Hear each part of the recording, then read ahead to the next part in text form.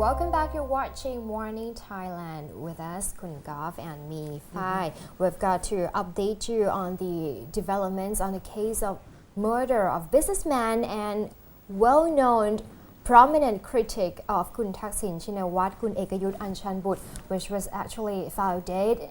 They found his body in Phatthalung province. However, police have ruled out that the motive of the killing was for money, the 5 million baht stolen from Kun Ekayut. However, it seems that a lot of evidences and testimonies have been conflicting because they've got two suspects in this case. Bon, his driver, and Bum, his friend. However, two of them have confessed in different ways. Right, I think accusing each other of strangling Kun Ekayut to death. We don't know yet what happened in that van. However, we've got some comments from the Deputy Prime Minister Kun Chalerm Yubamrung, which has reaffirmed that the investigation into the murder of Kun Ekayut has not yet been concluded and police will continue searching for more evidence in the case. Kun Chalerm expressed confidence that earlier and also as of now that the murder was a robbery. However, many people have still suspecting about what caused where are all his belongings? Because if they still couldn't find it, they put the divers to try to search for it, but obviously at that river I don't think it's going to be that easy. Right, and if the murderer claimed that he killed for money, why he has to throw all his belongings away, including watches, gold necklaces, which could have been worth more than 10 million baht. That's true. Right? So now, so far, we've got some comments from his lawyer, Kun Suwat Apaipak, which explained that now family and relatives of Kun Ekayut still remain at odds because somebody, his elder sister and his younger sister, they believe that the motive of killing was for money. However, it seems that they fear. They are worried that perhaps somebody else going to come after them afterward? Okay. However, his elder brother and also Kun Ekayut son did not believe and they want police to further the investigation and find the real culprit, the mastermind in this case. And I think the police is still trying to find a CCTV camera server as well that has been missing from this particular case. Kun Suwat said if the fight continues, he will seek police cooperation for investigation further to some suspicious issues such as the search for the camera, as you said, the missing clothing, the personal belongings of the victim, and also to find the mastermind of the killing. And I think the forensic team at this point also include Kun Ying, Dr. What's her name again? She's very famous. Dr. Pontip Rojanasunat. She was a former forensic. I think at this point they decided to invite her exactly into the team as well to look into this because Kun Suwat wants to make sure that the DNA has been collected and perhaps that's a good thing investigated thoroughly. Kun Ying, Dr. Pontip has a reputation in clearing a lot of cases. Exactly, and she's really outspoken. She's not afraid to say the facts, so on and so forth. So I think this is one of the good things that might come out of this case. It's still like, for me, I think it takes quite some time. It's a little bit long for me for this particular case because we have been reported about this since last week. I thought it was going to speed up a little bit more due to the fact that it's high profile, but still we're going to give you updates every day. Make sure that you have all this information. Now moving on to another interesting news, like I said, the rice pledging scheme. Now Kun Phai, Kun Chen has talked a lot about this, about the whole rice pledging scheme, about how it's related. There were rumors, allegations.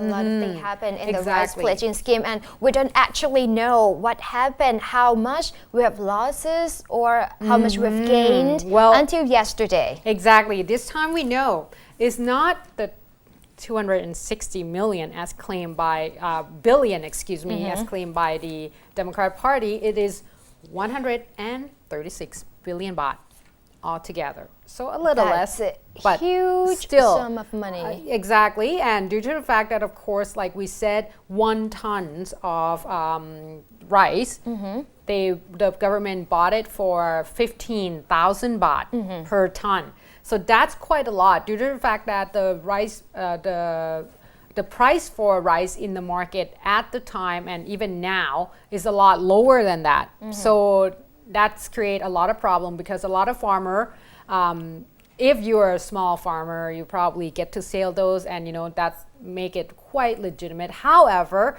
there has been report as well of some people who sold the rice to the government, but over the quotas. I mean, one person, because they didn't put a quota on it, so you can sell as much as you want if you have it, meaning that even people who are not really needed this particular help or supplementaries actually get help as well. So that's ended up create a burden on the government side, and I think that's what went on and went wrong. Now at this point they say that they will actually reduce the price down finally.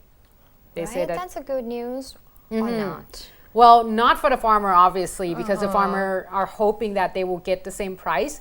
But once again, if the government can no longer hold up this particular program to make sure that it's run smoothly without creating all these, losses, then at this point they say that from 15,000 baht per ton, they will have to reduce it down to 12,000 to 13,500 baht.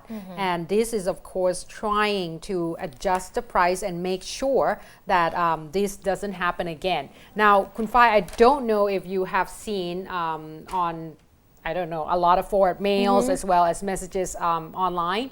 There has been a lot of rumors in terms of the rice that has been kept since last year already has been sold into the market. Finally. Yes. However, due to the fact that it's aged, and these are not wine that is good with age. So these rice, apparently they say that there are a lot of chemical added to them. And that's create a lot of, kind of uneasy feeling among a lot of people to think that maybe the rice has been tainted a little bit or a lot to try to resell these. However, they say that at this point, the government are trying to make sure that all the news has been reported and rightly reported. I'm not quite sure where it says, according to what I've heard, in several hypermarkets like Tesco, Lotus.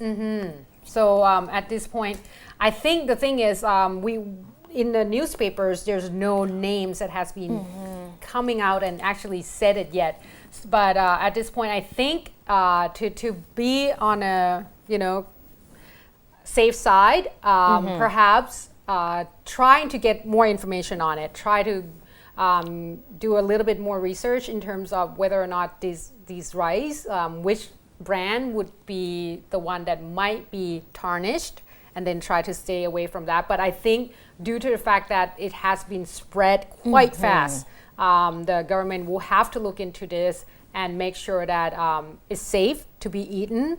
And of course, we'll give you more information and more updates on this. I will try to make sure that I find a good source of this particular case. But recently, someone from the NRPC, the National Rice Pledging Committee, has already come out to defend and deny this allegation, saying it is not true. However, no one can confirm. Right. So just for your information, this rumor has happened that has been forwarded around Thai cyber network.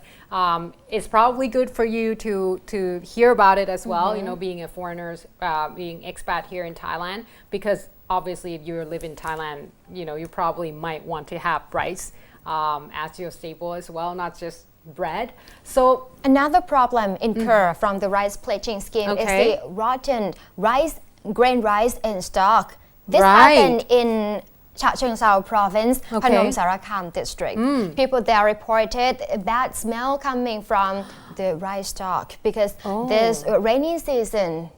Yeah, if you don't keep it rightly, then that's what happened. Obviously, rice you cannot keep it in a humid place. You need to make sure it's dry enough. So a lot of problem coming up, not just because the whole rice pledging scheme, not just because the whole a lot of people trying to make sure that it's not going to create more losses, but also the fact that the stock is there, it hasn't been released that much, or and a lot of rumors started. But like I said, just keep your eyes on it, because at this point, I think Kun Chen probably will be able to give us a little bit more detail, because she's going to come in and talk about that. So let's take a short break, and then we'll welcome Kun Chen for the next break.